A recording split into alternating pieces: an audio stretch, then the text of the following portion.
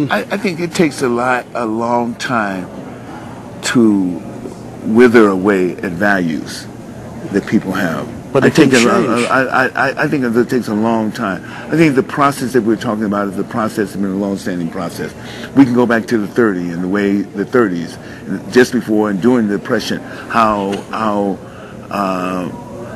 white families were encouraged by incentives to move out of the inner cities and to move into suburbs. That's how suburbia started. Being in suburbia is a concept that comes post, pre and post the Depression and everything else. So there's so many elements in terms of regulations that the government put in place that often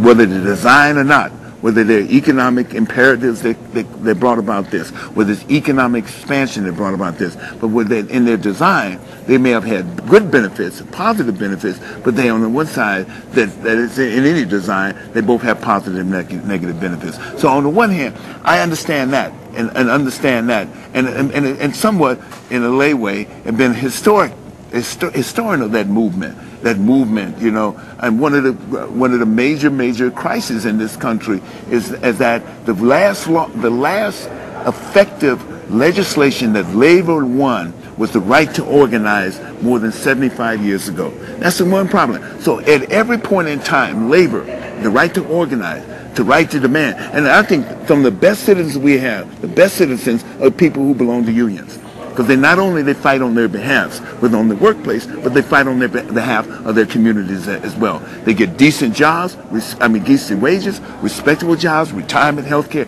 all of those particular things fall in that. So you can't, how you do section out a portion of something that's happened without knowing the other dynamics in it. Everything from Taft-Hartley in 1947, 1948 onward, labor has been pounded. The number of people who are not unionized in this country is dramatic. There's only 8 to 10% of people outside of the federal workforce who are not union. And everything is happening in terms of that. That's had a major impact on the climate of labor and what is happening in our plus what I spoke earlier about the deindustrialization of labor, sending jobs to cheaper markets where the labor is cheaper now. That is a major and that's problem. Killing us. That's killing our country. It's been killing it, but it's been happening in the black community since in the 1950s. I agree with you 100%. Look, Detroit is a prime example. Why the riot? Nobody looks at the social, economic, and political dynamics around the riot in Detroit in 1967. Because nobody cares. Nobody cares. But they need to care. You understand that all these dynamics have a role in the play in this sense. So on the one hand, what do you have? In the midst of all this, you have this propaganda that says this is the best country in the world. You can do anything. You can buy anything you want. You show all this stuff to people and kids on TV who have nothing, and all these people have nothing. What do you expect them to do? If they can't immerse themselves in it and they can't gravitate toward that, it's impossible. They do something in which that's often considered to be illegal. And yet, what happens? Do they end up in jail? They end up in jail, but not the people who kind of rip off who they are, not the people who gain their wealth through other thievery, legitimate legal thievery and everything else. So the whole thing is that when we look at this, we have to understand whatever. I'm not apologizing.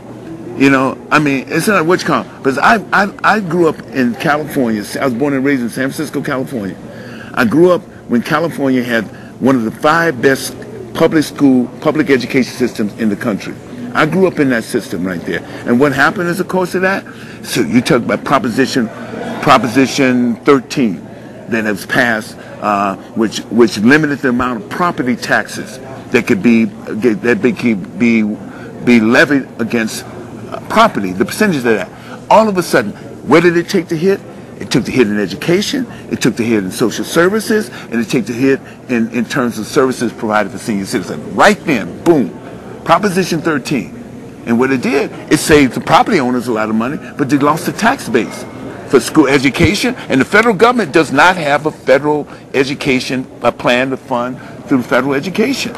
The federal government has never been a federal plan for education in this whole country. All of that's designed for the state, and the state does what it does. And the state And mishandles it. so you have, so it becomes a private industry at the same time, before even while in the midst of it calling itself a public education.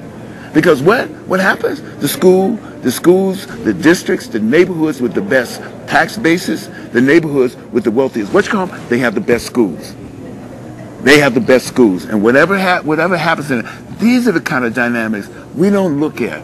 You know, we're sitting right now on the preface of all this stuff falling around. This image of this whole thing of what a friend of mine calls phantom wealth collapsing on us. Not real wealth, because real wealth, what is real wealth?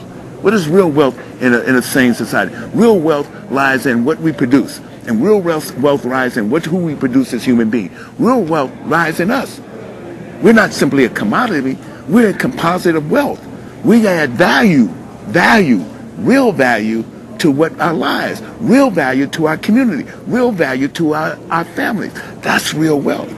Not the phantom wealth that's taken out in terms of the way we envision so deception of money, the deception of money. So we're in this state now where all this stuff is collapsed on us. You have guys who are walking around who had phantom wealth who are walking around pushing carts around the street now.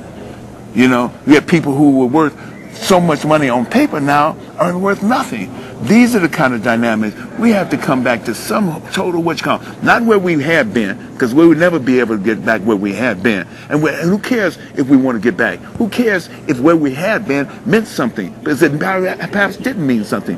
But who we are as a fourth grade teacher, and I'm going to end it there. Fourth grade teacher asked his fourth grade class, what does it mean to be a human being? Period.